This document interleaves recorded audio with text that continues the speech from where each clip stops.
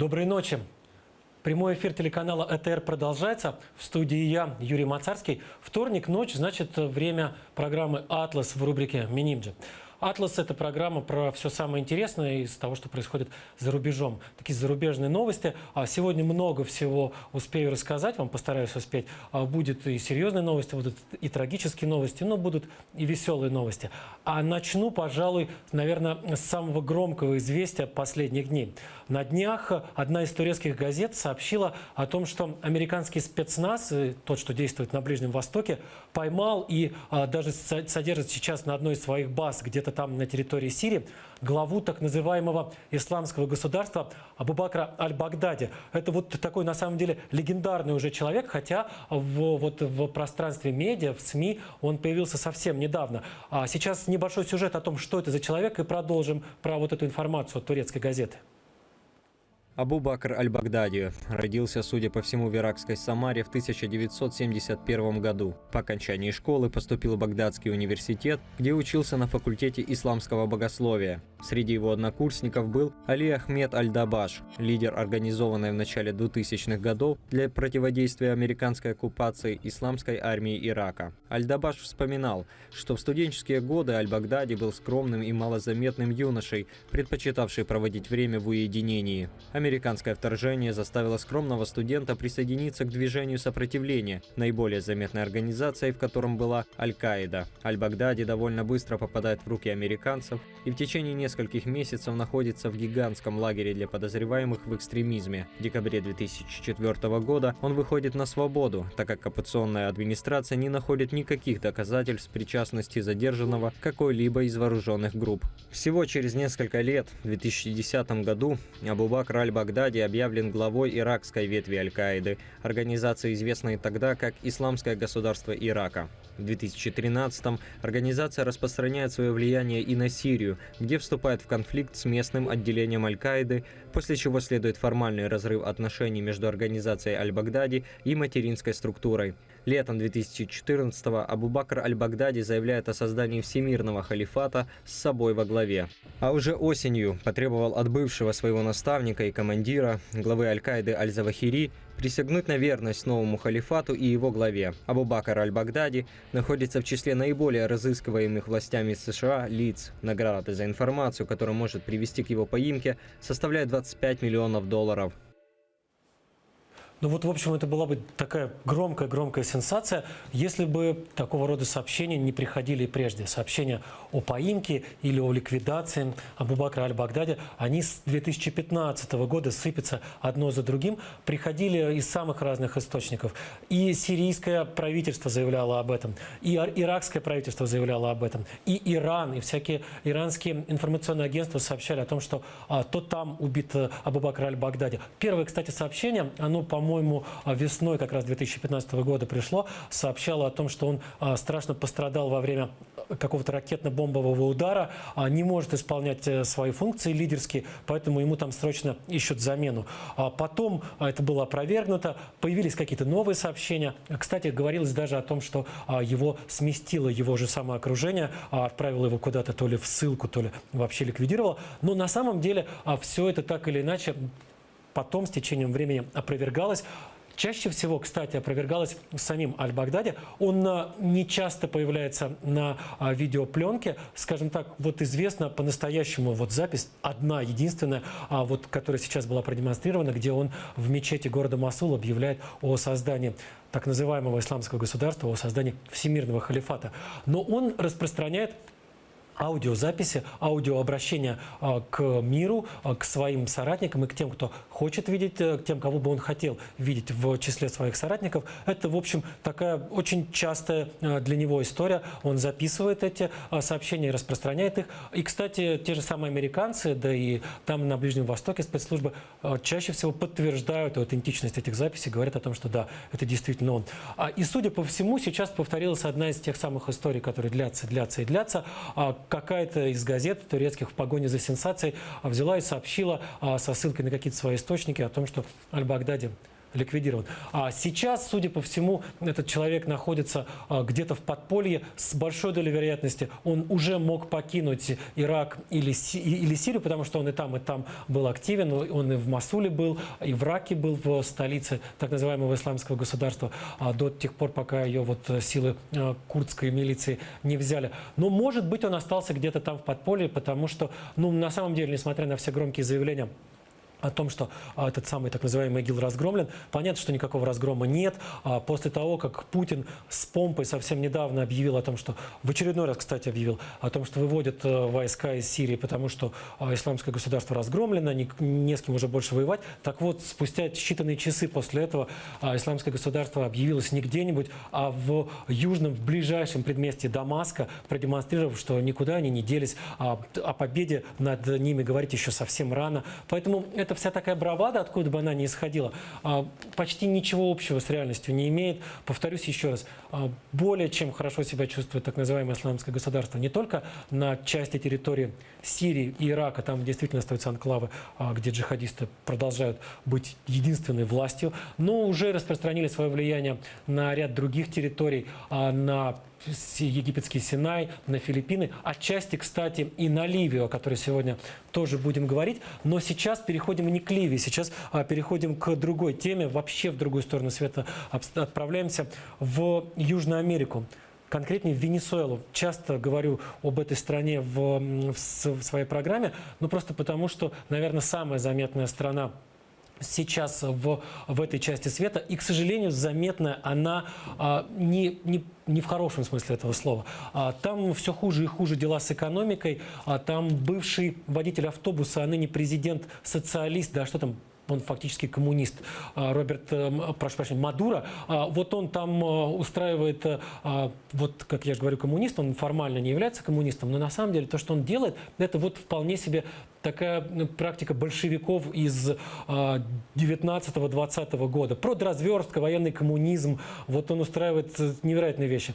Нью-Йорк Таймс опубликовала заметку, итог своего 5-месячного расследования. В течение 5 месяцев Нью-Йорк Таймс следил за 2 десятками больниц на разных территориях, в разных штатах Венесуэлы, и выяснил, что в стране растет смертность от голода. Вот за эти 5 месяцев журналисты Нью-Йорк Таймс зарегистрировали несколько сотен смертей, в первую очередь детей, от крайнего истощения. Это вот к вопросу о реформах, о вот этом социалистическом пути, по которому продолжает упорно идти Мадуро, обвиняя во всех бедах, в том числе и в экономических бедах, американцев, Запад, капитализм, заговор всемирный и так далее.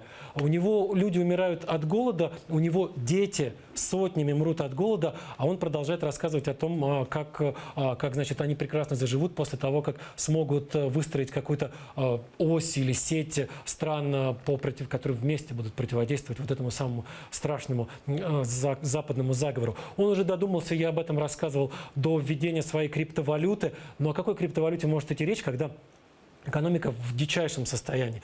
Нету действительно вообще ничего. Это страна, причем с самыми богатыми в мире залежами нефти и с какими-то невероятными залежами природного газа. То есть люди фактически живут на деньгах, на живых деньгах, доставай, продавай и вкладывай в экономику. Но экономики нет, все развалено.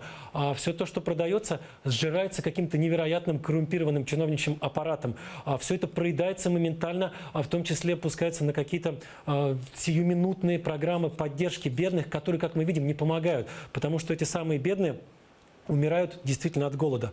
Врачи, мнение которых приводит Нью-Йорк Таймс, сообщают, что и прежде, в прежние годы, действительно, время от времени в Венесуэле фиксировались смерти от голода, но это были либо совсем маленькие дети, у которых вот родители алкоголики или родители, которые вообще не обращают внимания на своих детей, либо дети постарше, но так или иначе связанными с какими-то болезнями, которые мешают им, скажем, передвигаться, общаться со сверстниками. Вот в этом случае тогда действительно фиксировались в очень редких, кстати, случаях смерть от истощения. Сейчас это в массовом порядке происходит. Напомню, сотни смертей всего лишь за 5 месяцев зафиксировали журналисты. Эта самая нефть, кстати, теперь будет разрабатываться, да и газ, похоже, тоже не кем-нибудь, а Игорем Сечиным, главой Роснефти, крупнейшей российской нефтяной компании. Напомню, несколько месяцев назад Игорь Сечин, его компания Роснефть, дали в долг, а может быть и не в долг, может и просто подарили режиму Мадуро, венесуэльскому, 6 миллиардов долларов США. То есть они просто вбухали в эту бездонную дыру, в которой все пропадает, ну вот просто все моментально проедается. Вбухали 6 миллиардов долларов, а сейчас Игорь Сечин получает взамен концессию, его компания получает концессию на разработку одного из самых богатых шельфов венесуэльских, на вот получение прибыли из умирающей, действительно фактически умирающей страны. А Игорь Иванович Сечин такой вот очень странный персонаж, он даже внешне похож, я позволю себе такую оценку, внешне похож на какого-то злобного героя из какой-то сказки, который действительно питается детским счастьем, детскими жизнями. Вот вся эта нефть ни в какую, на самом деле, никакой пользы не приносит. Вся эта нефть только умножает горе этих самых несчастных венесуэльцев, которым выпало жить при президенте Мадуро, который вот невероятные реформы устраивает. Военный коммунизм и продразверстка, и голод, и несчастья людские там творятся. Что ж, переходим к еще одной, тоже не очень веселой новости, но новости достаточно интересной. В Австралии, на совсем еще одном далеком краю света, в Австралии арестован местный 59-летний житель по подозрению не просто в шпионаже в пользу Северной Кореи, а по подозрению в помощи Северной Корее в добыче разного рода оружия массового поражения. Зовут этого самого 50-летнего человека Чан Хон Чой. Его задержали у него, собственно, дома.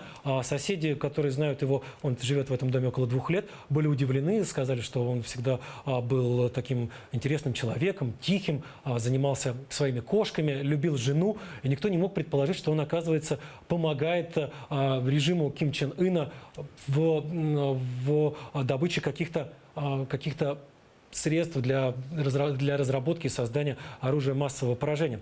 В этой истории интересно следующее. Вот этот 59-летний, он этнический кореец, он не какой-то ракетный инженер, он не какой-то химик, который имеет доступ к секретным формулам какого-то химического оружия. Он не физик-ядерщик, он вообще никак не связан с какой-либо отраслью, которая могла быть так или иначе интересна режиму Ына.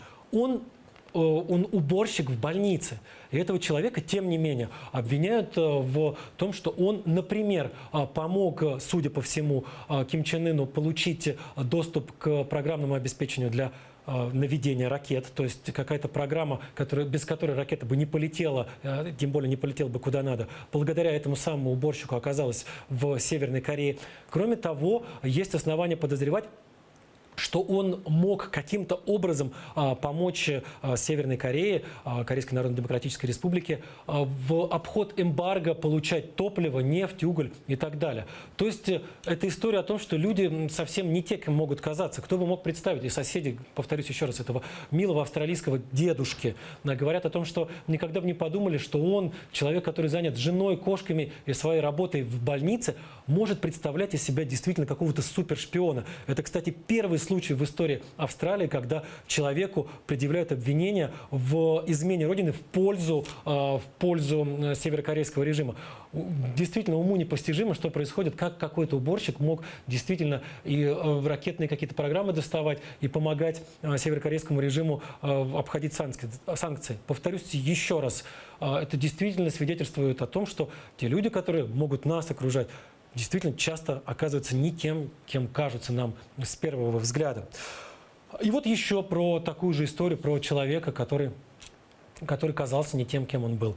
В Нидерландах приговорили к пожизненному заключению бывшего советника, бывшего коммунистического лидера Эфиопии за красный террор. Этого осужденного зовут Эшету Алему. Он в 70-е годы активно участвовал в красном терроре, который тогда захлестнул эту африканскую страну, Эфиопию. Давайте короткий сюжет о том, что тогда происходило в Венесуэле, и дальше про осужденного. Прошу прощения, в Венесуэле, в Эфиопии. Красный террор в Эфиопии, массовые преследования и казни подозреваемых в нелояльности правящей хунте в 70-е годы прошлого века. Формальным поводом для репрессий стало покушение на главаря хунты, президента Эфиопии Менгисту Хайле Мариам. Формально стоявший на марксистско-ленинских позициях, Менгисту столкнулся с критикой со стороны конкурирующих с ним коммунистических лидеров. Такие меры, как закрытие школ и университетов, не помогли президенту. Критика его действий со стороны оппозиции продолжалась. Тогда Менгисту перешел к более радикальным мерам, приказав физически уничтожить всю верхушку главной оппозиционной партии – Эфиопской народно-революционной. В ходе красного террора также массово казнили работников типографий, подозреваемых в печати нелегальных памфлетов, представителей интеллигенции и впавших в немилость бывших соратников президента. По данным международных организаций, всего за время красного террора, продлившегося с 74 по 78 годы, было убито от 500 до 750 тысяч человек. Менгисту получил прозвище «Черный Сталин» и, как показало расследование, лично отдавал приказы о казни как минимум 2000 жителей Эфиопии. В 1991 году, оставшись без поддержки рухнувшего коммунистического лагеря, Менгисту был вынужден бежать в Зимбабве, где получил убежище. В 2006 году экс-президент был заочно приговорен Высшим судом Эфиопии к пожизненному заключению за массовые казни своих соотечественников. Сейчас Менгисту Хайле Мариам по-прежнему живет в Зимбабве. Пару слов про Менгисту, а потом про его советника, осужденного на этой неделе в Нидерландах. Менгисту действительно живет в Зимбабве, он уже в годах, не совсем не молодой человек. Он в очень хороших отношениях был с Робертом Мугабе, еще одним моим постоянным героем, смещенным совсем недавно президентом в Зимбабве. Эфиопия все время присылала документы, требовала экстрадиции, но Мугабе не замечал этих документов, не замечал этих требований. Сейчас, после того, как Мугабе смещен, Эфиопия вновь шлет дипломатические ноты, требует выдачи военного преступника. И тут уже, наверное, Менгисту чувствует себя не очень хорошо, потому что новые власти могут действительно пойти на такой шаг, как выдача международного военного преступника. По той простой причине, что новым властям наверняка захочется как-то проявить себя легитимными в глазах международного сообщества. А как еще можно еще более себя продемонстрировать уважающим законы человеком, как не выдав преступника, находящегося в розыске за массовые убийства. Это мы про Менгисту, про экс-президента Эфиопии поговорили, а теперь к его бывшему советнику, которого приговорили на этой неделе в Нидерландах. Эшету Алему, ему 63 года, его признали виновным в гибели 75 человек.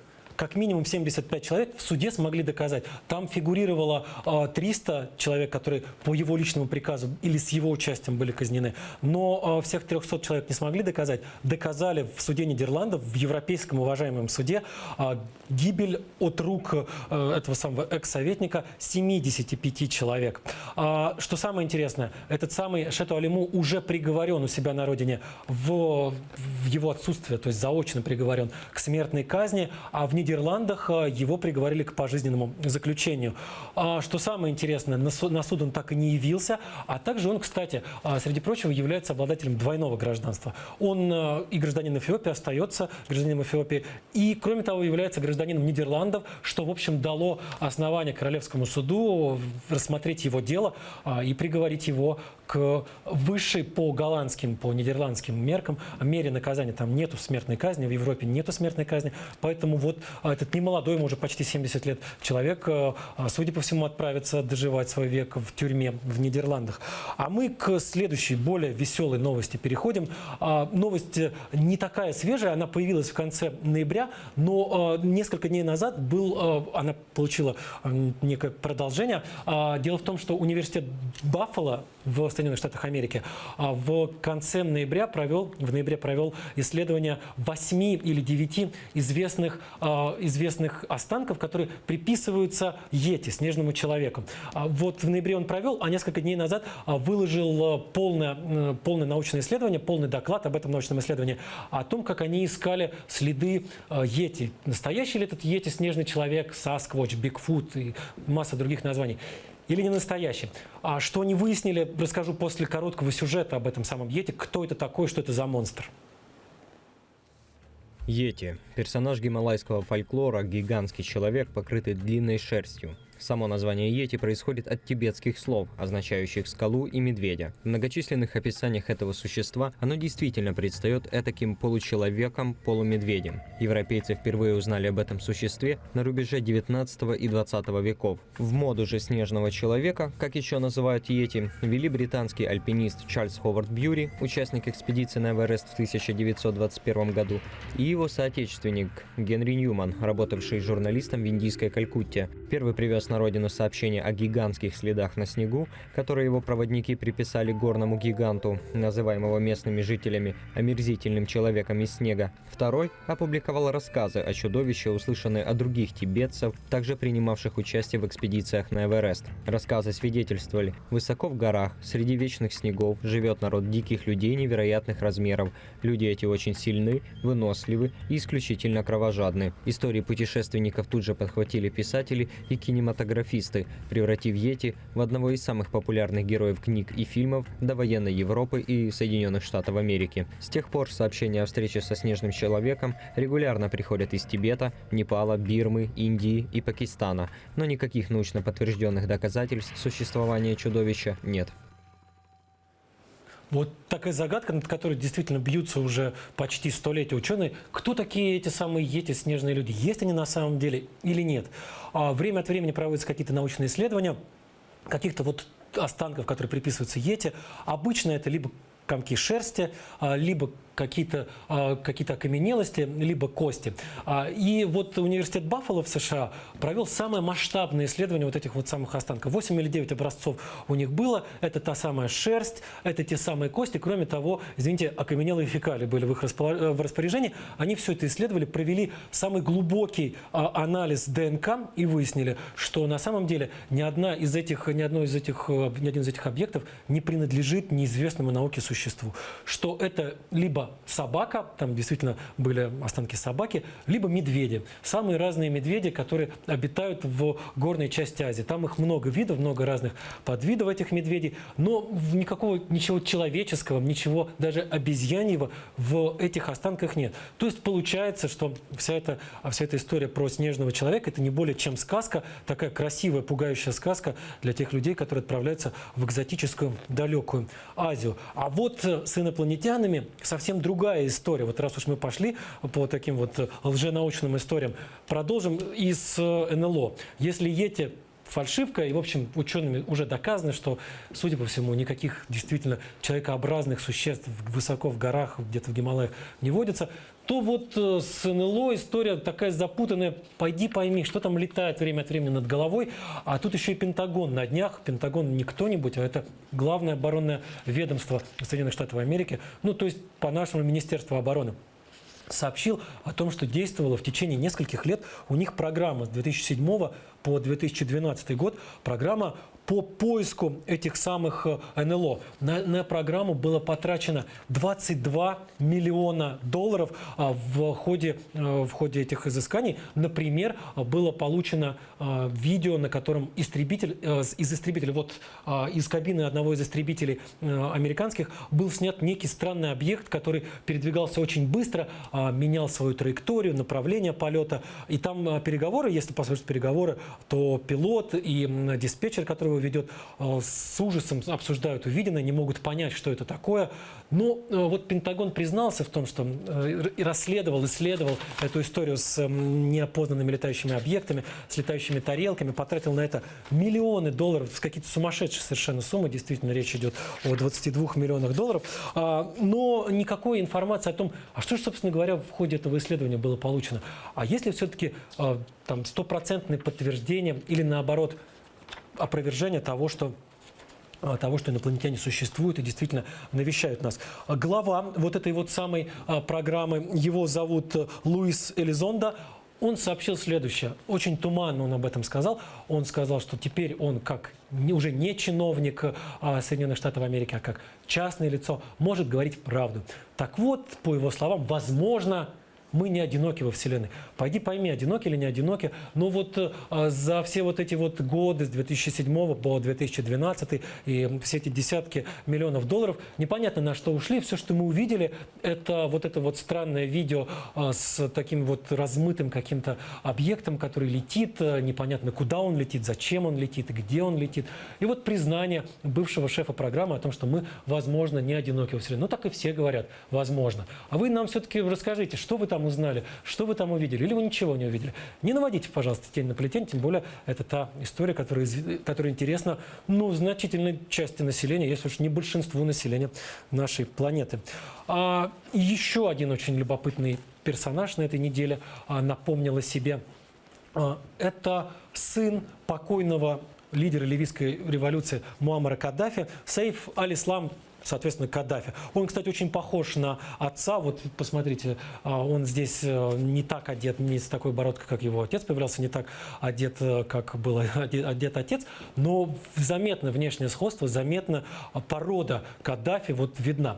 Так вот, почему про него заговорили? А он на этой неделе сообщил египетским журналистам о том, что собирается пойти избираться в президенты, стать кандидатом в президенты Ливии. Вернее, не он сообщил, а сообщил один из лидеров племен ливийских. Там действительно страна, по большому счету, управляется, если так можно выразиться, племенами. То есть без оглядки на решение племенных лидеров никакой политик действовать не может. Там сейчас, кстати, нету поста президента.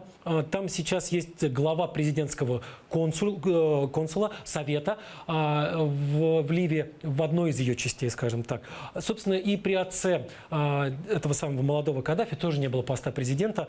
Формально его отец, как я уже сказал, являлся лидером ливийской революции. То есть он даже формально не занимал какого-то руководящего поста, был таким первым среди равных, как он любил себя показывать. Но вот в следующем году, в середине 2018 года, в Ливии должны состояться президентские выборы.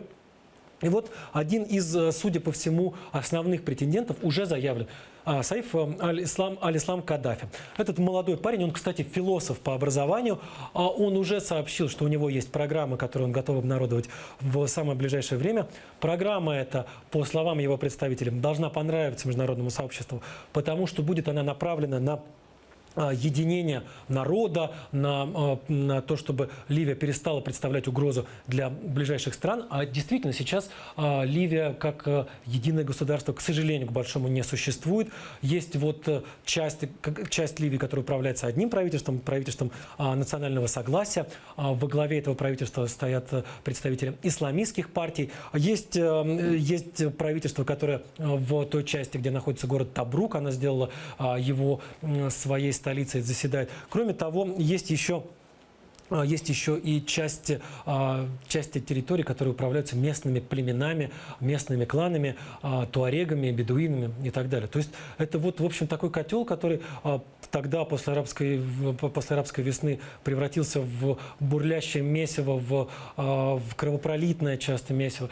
И это никак не успокоится. И даже на этой неделе, или в конце прошлой недели, собирались спецпредставители ближайших к Ливии стран. Это Египет, Алжир, Тунис. Они обсуждали как раз, что же делать с угрозой, исходящей из Ливии. Это и дестабилизация, и потоки оружия. А как недавно выяснилось, еще и работорговля. Там действительно вот часть этих самопровозглашенных лидеров в отдельных регионах занимается работорговлей.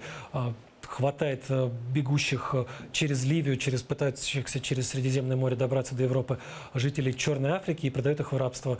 Несколько сотен долларов стоит невольник. Так вот, они как раз собрались решать, что же делать. И вот вскоре после этого появилось известие о том, что младший Каддафи готов взять на себя, в общем, явно не очень простое бремя воссоединения Ливии Получится у него это или не получится, это, в общем, еще рано загадывать, потому что, ну, по крайней мере, надо еще, чтобы эти выборы были проведены, надо еще, чтобы был избран тот или иной кандидат. Хотя, в общем, пока непонятно, как будут проводиться выборы, где они будут проводиться, будут ли они проводиться с вмешательством каких-то международных организаций, или вот одно из правительств попытается само его провести, само провести эти самые выборы, само провести голосование. В общем, пока еще вопросов больше, чем ответов, но есть уже некая ясность. С одним кандидатом, младшим Каддафи, ливийцы определились. Переходим к следующей истории. К истории будем история про миллионы долларов. Мы сегодня как-то так вот говорили уже про десятки миллионов. 22 миллиона потратили на поиск НЛО. Нам казалось, что, мне, например, кажется, многим кажется, что это какие-то запредельные, немыслимые деньги. А на самом деле вот есть люди, которые зарабатывают 10 миллионов долларов за вечер. И людей этих зовут группа Rolling Stones. Кто это в нашем коротком сюжете справки?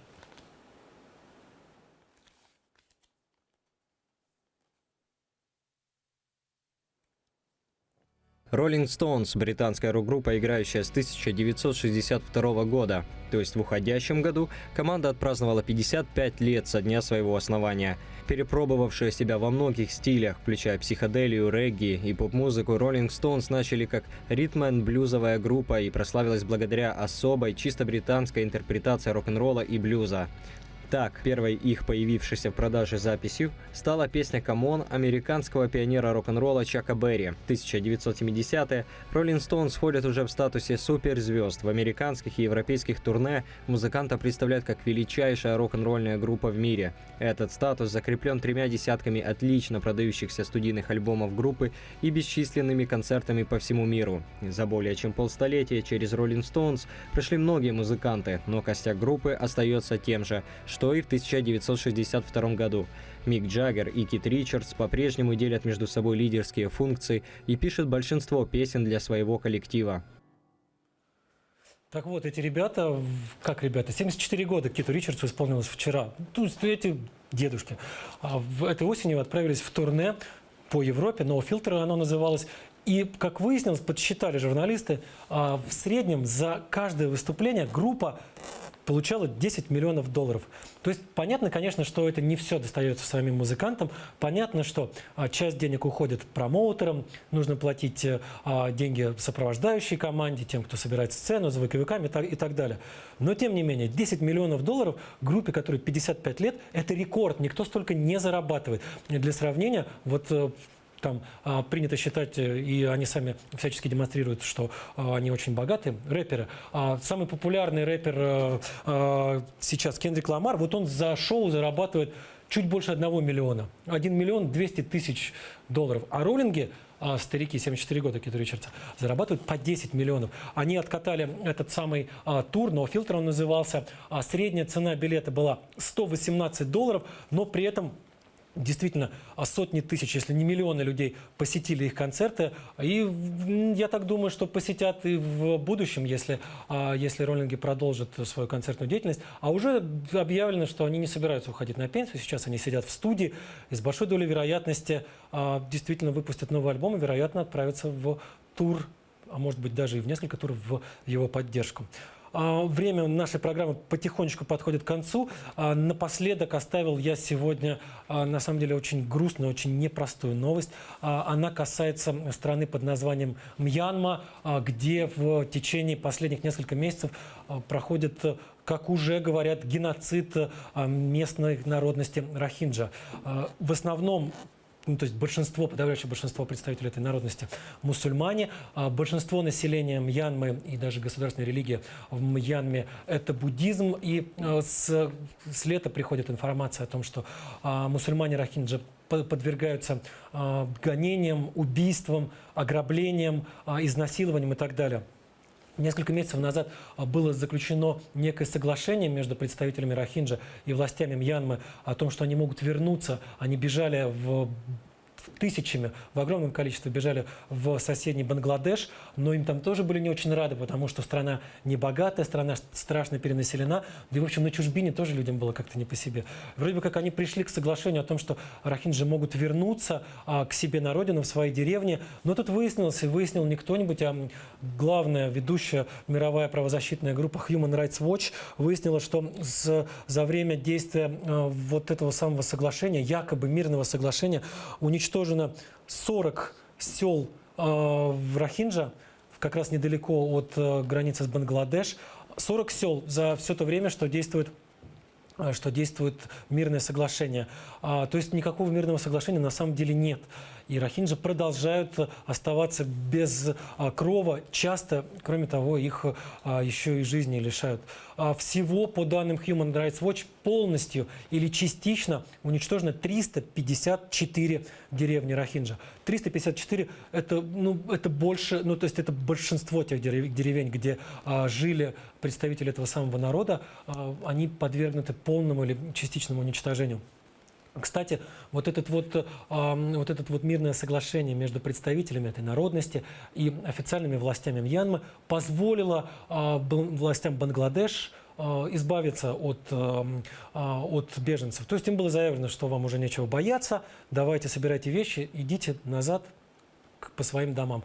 Людям часто действительно некуда возвращаться к домам, этих домов нет физически. Кроме того, есть опасность того, что действительно продолжится гонение, продолжится грабеж, продолжится насилие, убийство. Уже выступил Верховный комиссар ООН по правам человека, зовут его Заид Аль-Хусейн. Он сообщил о том, что в действиях властей Мьянмы возможно есть признаки геноцида. Правда, в ООН оговорились о том, что однозначно говорить о том, что сейчас происходящее там, в Мьянме, можно расценивать как геноцид. Так нельзя сейчас заявить. Как, собственно, пояснили в ООН, дело в том, что никаких приказов, конечно, те люди, которые организовывают геноцид, часто не отдают никаких приказов о геноциде, поэтому приходится вот как-то так картину собирать из того, что есть. Но, кстати, уже есть информация о том, что ООН будет расследовать действия властей, как военных властей, так и гражданских властей. В Мьянме в течение долгого времени у власти была военная хунта, самая настоящая, в самом настоящем понимании этого слова, то есть группа военных, генералов, которые сместили законно избранное правительство и, в общем, сами себя назначили властью. Вот это вот и называется хунта. Вот они в течение нескольких десятилетий были единственным источником власти в стране. Несколько лет назад они так пошли несколько на попятную, начали делить свои функции с гражданским правительством, например, назначили главой, она фактически является главой гражданского правительства, бывшая оппозиционерка, бывшая диссидентка Аун Сан Су Чжи. Это женщина, которая, кстати, получила Нобелевскую премию. Нобелевскую премию не просто какую-нибудь, а Нобелевскую премию мира.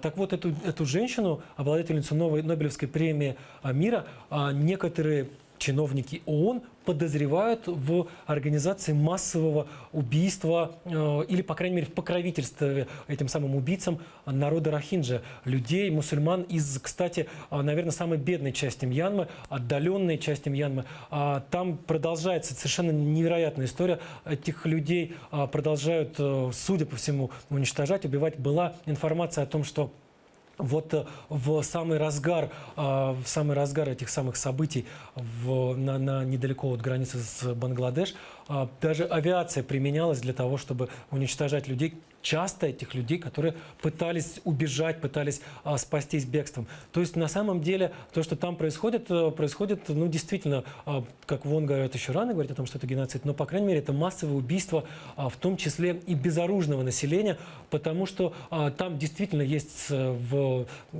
среди представителей этого народа есть некоторые, которые объединяются в какие-то вооруженные группировки, в том числе и вооруженные группировки, противостоящие центральному правительству. Но, конечно, весь народ народ не может отвечать за действия каких-то представителей. Но, судя по всему, военные, а может быть даже и гражданские власти Мьянмы посчитали иначе. И устроили гонение, истребление, геноцид, уже, наверное, можно так сказать, целого народа рохинджа. Хорошо, что сейчас ООН вмешалась в происходящее. Может быть, это как-то сможет облегчить участь тех людей, которые пытаются спасти себя, свои жизни, своих детей и своих близких.